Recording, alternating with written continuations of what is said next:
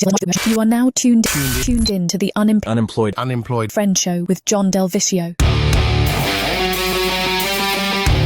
Hello and welcome to the Unemployed Friend Show. I'm John, I'm currently unemployed, and this is how I'm choosing to spend my time. I thought this was going to be a very sad day. John, alone for the holidays, nothing to be thankful for. And then at the 11th hour, Spencer came to fill out the frame. Back from Kansas. God bless him. Now you have something beautiful to look at, a lot of dynamic movements, and everything's gonna be gravy, baby. Let's get started the way we start every week. A little bit of Monday motivation, Thursday style for Thanksgiving. Today's quote comes to us from the great Oprah Winfrey, old Harpo herself. And she says, "Be thankful for what you have.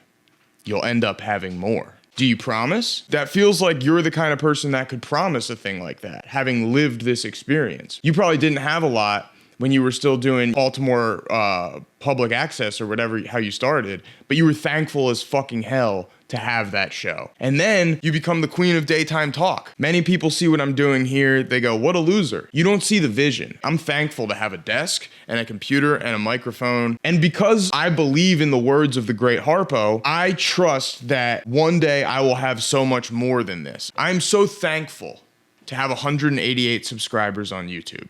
Now, let's get that snowballing to 188 million. Let's take over. Not that I'm impatient. I'm very happy with what I'm doing right now. No, I'm not. But I have to be patient and recognize this is a beautiful moment in time that will not last forever. I will be the host of the Eric Andre Show. And you can do the same thing. Thank you, Oprah, for opening all of our eyes to the truth, the secret. Moving on. That's pretty good. Okay, cool.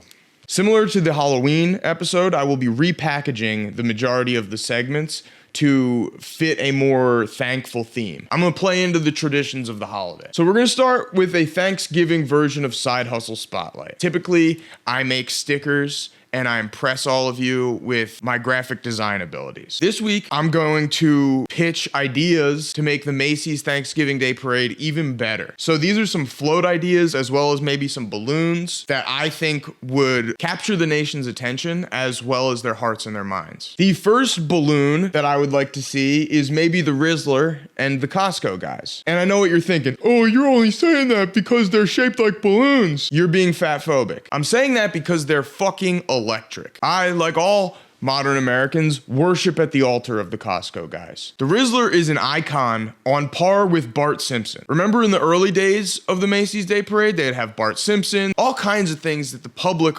loved. And now it's all about genericisms. There's nothing unique about any of it. There's nobody in the world more unique than the Rizzler and the Costco guys. They're real people with hearts and emotions, and I want to see them fly high in the sky. That was good. This next one is a float. Not a balloon, this one's a float. And it's a root beer float. So the people on it would be making root beer floats and they would just hand them out to everybody.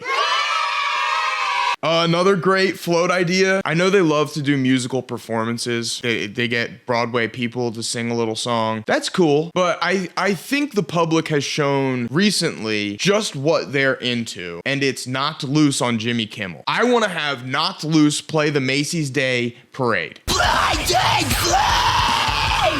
6 a.m. Knocked Loose at 6 a.m. is better than a cappuccino. And I can say that because I'm Italian. One final solution. Oh, can't say that.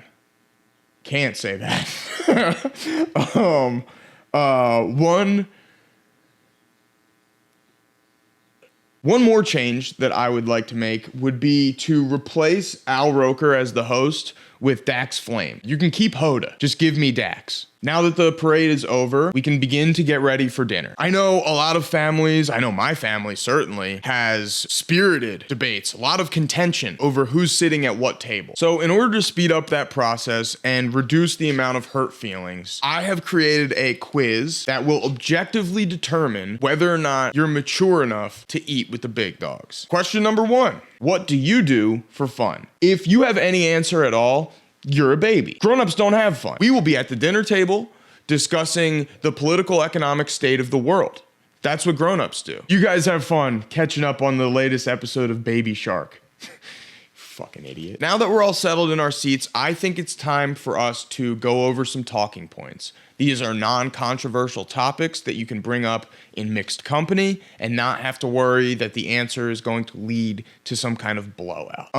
First talking point is Wicked. Wicked is all anybody's thinking about right now. Have you seen it? Have you not? Are you the green team? Are you an Ozian bootlicker? What do you think? Okay, I'll tell you what I think. I think that just being under 3 hours for part one is crazy. I don't know why, but for some reason, I feel like the whole story could have been told in like 2 hours and 45 minutes, including a 15-minute intermission. Maybe you say something like that, and that sparks a conversation. People are chiming in, oh, you don't understand. They had to make the movie longer to give Ariana's boyfriend, SpongeBob, some screen time. I didn't know that. Maybe that's part of it. I liked the movie. I thought it was a little bit too long. Please tell me why you agree or disagree, and why most of the music is bad. This final talking point, really important, probably the most important one, and it's, have you seen the Unemployed Friend Show on YouTube.com? No, I haven't, they may say. Or, yes, I have, I love it. If they say no, I haven't, send them a link. And if they do already watch the show, ask them, have you liked, reviewed, and subscribed? All roads lead back to you should do those things. Rate, review, subscribe, like, share the Unemployed Friend Show. It's universally beloved. I'm just trying to,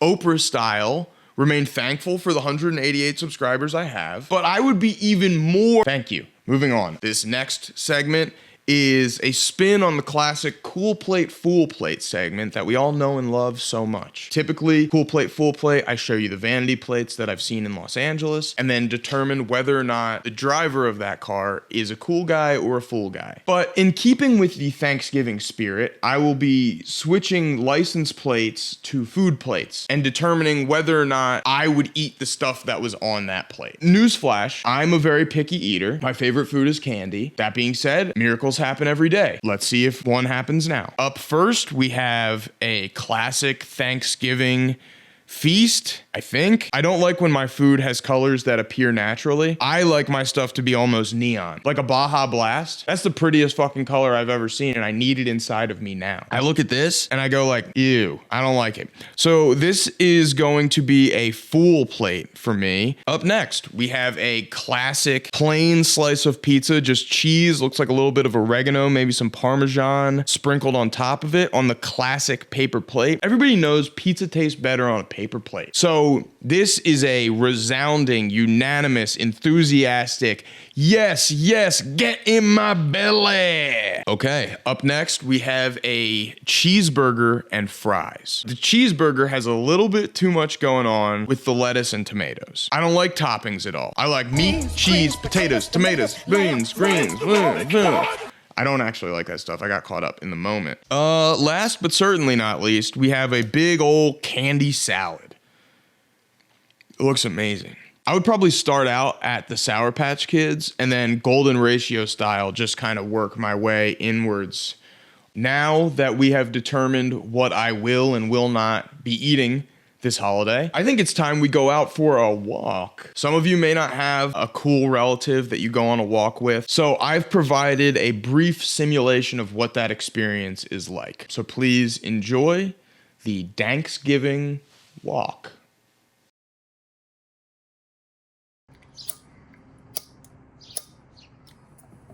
This is what the shit that Biggie used to talk about. What's it called? Hydroconic. Just think like indica, couch. Did you see the ring girls at the Jake Paul fight? So fire. Any idiot can play football. It takes a genius to hit a 12-leg parlay. Nah, I'm not in the league this year. Too much drama. I'm doing daily fantasy though. What's daily fantasy? It's hard to explain. I want to visit your school. You're only 4 hours away. If you had to, which aunt would you? And don't say my mom, I'll fucking kill you. Your dad's side of the family? Cool.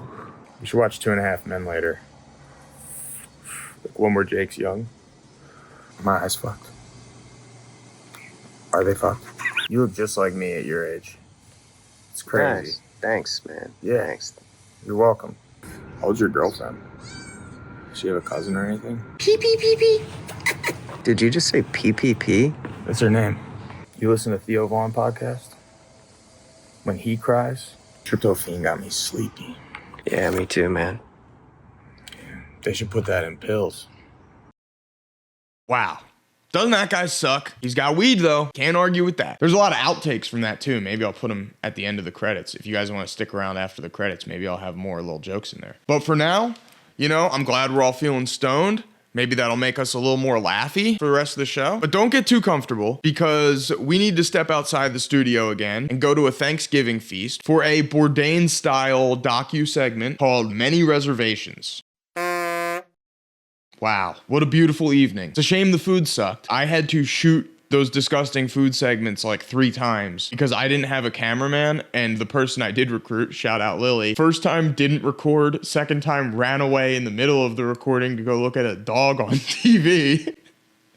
And then the third time we finally got it, but I almost threw up on the cranberry sauce. It like crumbled and melted at the same time. It was so fucking bad. And I had to eat it 3 times because I love you guys so much. But the show isn't over yet. We still have one more segment that I am assuming is a tradition pretty much everywhere. And it's a heartfelt toast. So if we could all raise a glass or whatever you're drinking, I'm drinking Celsius because it's too early for White Claw. And just allow me this brief moment to share how I feel. I want to say thank you to everybody who has watched the first 10 episodes of the show. I'm trying to give you guys the best that I can, as frequently as I can, but I got a lot of other shit going on. That doesn't mean I don't love you. That doesn't mean I don't cherish our time together. It just means that I'm not perfect. And that will change. I'm gonna get better like Oprah, and I hope you guys will join me on that journey. So thank you for watching. I love you, and I'll see you in the next episode. Cheers.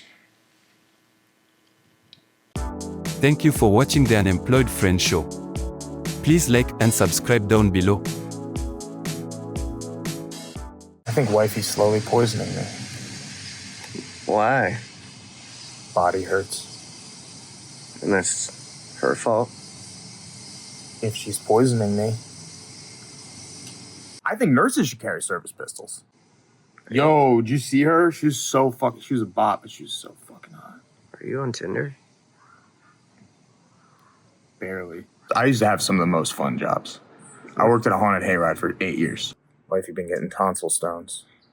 Bought her a water pick, but nothing. I just bought some land in the metaverse. Have you seen Marcel the Shell? I took Emily. It was so cute.